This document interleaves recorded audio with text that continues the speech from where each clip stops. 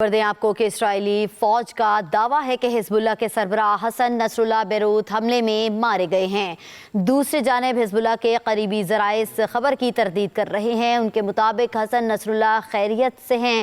اسرائیلی فوج کے مطابق گزشتہ رات حسن نصر اللہ اور حزب اللہ کے دیگر کمانڈروں کو نشانہ بنایا گیا تھا۔ اسرائیلی فوج کا دعویٰ ہے کہ حزب اللہ کے سربراہ حسن نصر اللہ بیروت حملے میں مارے گئے ہیں۔ دوسری جانب حزب اللہ کے قریبی ذرائع اس خبر کی تردید کر رہے ہیں۔ ان کے مطابق حسن نصر اللہ خیریت سے ہیں۔ اسرائیلی فوج کے مطابق گزشتہ رات حسن نصر اللہ اور حزب اللہ کے دیگر کمانڈروں کو نشانہ بھی بنایا گیا تھا۔ اہم خبر ہے جس پہ آپ کو اپڈیٹ کر رہے ہیں کہ اسرائیلی فوج کا دعویٰ ہے کہ حزب اللہ کے سربراہ حسن نصر اللہ بیروت حملے میں مارے گئے ہیں۔ دوسری جانب حزب اللہ کے قریبی ذرائع اس خبر کی تردید کر رہے ہیں۔ ان کے مطابق حسن نصر اللہ خیریت سے ہیں۔ اسرائیلی فوج کے مطابق گزشتہ رات حسن نصر اللہ اور حزب اللہ کے دیگر کمانڈروں کو نشانہ بنایا گیا تھا۔ حزب اللہ کی جانب سے تاحال حسن نصر اللہ کی شہادت کی تصدیق نہیں کی گئی ہے، لیکن اسرائیلی فوج یہ دعویٰ کر رہی ہے کہ حزب اللہ کے سربراہ حسن نصر اللہ بیروت حملے میں مارے گئے ہیں، جبکہ دوسری جانب حزب اللہ کے قریبی ذرائع ہیں وہ اس خبر کی تردید کر رہے ہیں اور وہ کہہ رہے ہیں کہ وہ بالکل خیریت سے ہیں، جبکہ اسرائیلی فوج کے مطابق گزشتہ رات حسن نصر اللہ اور حزب اللہ کے دیگر کمانڈروں کو بھی نشانہ بنایا گیا تھا۔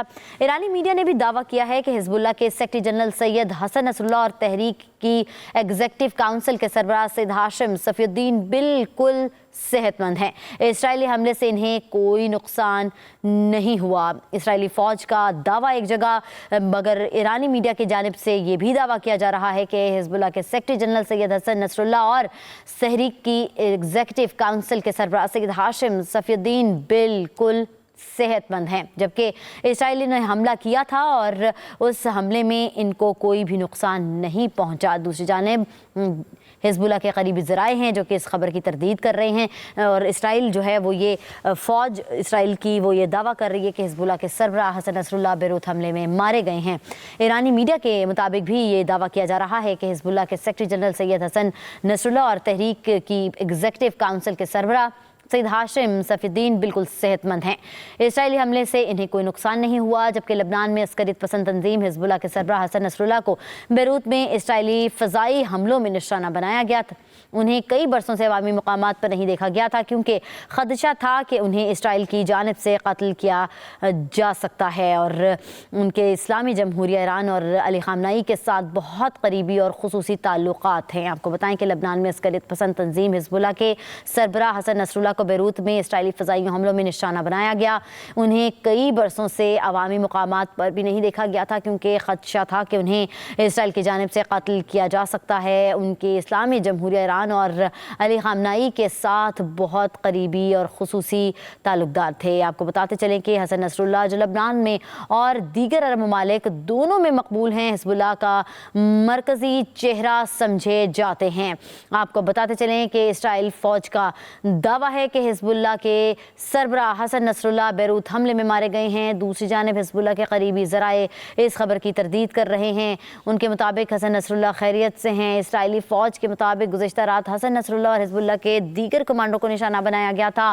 حزب اللہ کی جانب سے تاحال حسن نصر اللہ کی شہادت کی تصدیق نہیں کی گئی، جبکہ دوسری جانب ایرانی میڈیا یہ دعویٰ کر رہا ہے کہ حزب اللہ کے سیکرٹری جنرل سید حسن نصر اللہ اور تحریک کی ایگزیکٹو کونسل کے سربراہ سید ہاشم صفی الدین بالکل صحت مند ہیں۔ اسرائیلی حملے سے انہیں کوئی نقصان نہیں پہنچا۔ لبنان میں عسکریت پسند تنظیم حزب اللہ کے سربراہ حسن نصر اللہ کو بیروت میں اسرائیلی فضائی حملوں میں نشانہ بنایا گیا ہے۔ انہیں کئی برسوں سے عوامی مقامات پر بھی نہیں دیکھا گیا کیونکہ ان کو یہ خدشہ پہلے سے ہی لاحق تھا کہ اسرائیل کی جانب سے قتل کیا جا سکتا ہے۔ ان کے اسلامی جمہوریہ ایران اور علی خامنائی کے ساتھ بہت قریبی اور خصوصی تعلقات ہیں۔ حسن نصر اللہ جو لبنان اور دیگر عرب ممالک دونوں میں مقبول ہیں، حزب اللہ کا مرکزی چہرہ سمجھے جاتے ہیں۔ حسن نصر اللہ نے حزب اللہ کو سیاسی اور عسکری طور پر مضبوط کیا۔ ان کی قیادت میں हिजबुल्लाह ने फ़लस्तीनी अस्करियत पसंद गिरोह हमास के जंगजों को तरबियत दी। हिजबुल्लाह को बतौर एक मिलिशिया कायम किया गया था जिसका मकसद लबनान पर हमला करने वाले इसराइली फ़ौजियों के ख़िलाफ़ लड़ना था, और अब ये एक ऐसी अस्करी ताकत है जो लबनान की फ़ौज से भी ज़्यादा ताकतवर है और सियासी जोड़ तोड़ में भी हिस्सा लेती है। इस तंजीम के ज़रिए लबनान में सेहत, तालीम और दीगर सोशल सर्विसेज मुहैया की जाती हैं। ईरान इलाकाई असर रसूख बरकरार रखने के लिए हिजबुल्लाह की हिमायत भी करता है।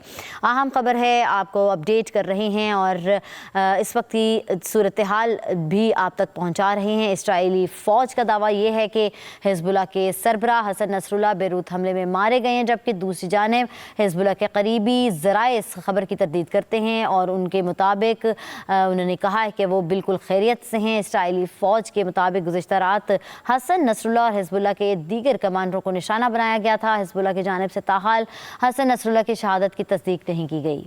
आपको बताएं कि ईरानी मीडिया भी एक दावा कर रहा है और उनकी जानिब से ये कहा जा रहा है कि हिजबुल्लाह के secretary general Syed Hasan Nasrallah और तहरीक की एग्जीक्यूटिव काउंसिल के सरबराह सैयद हाशिम सफीउद्दीन बिल्कुल सेहतमंद हैं। इजरायली हमले से इन्हें कोई नुकसान नहीं हुआ। इससे कबल ये भी कहा गया था कि वो मलबे तले हैं, लेकिन अब जो खबरें हैं वो ये आ रही हैं कि इजरायली हमले से उन्हें कोई नुकसान नहीं पहुँचा।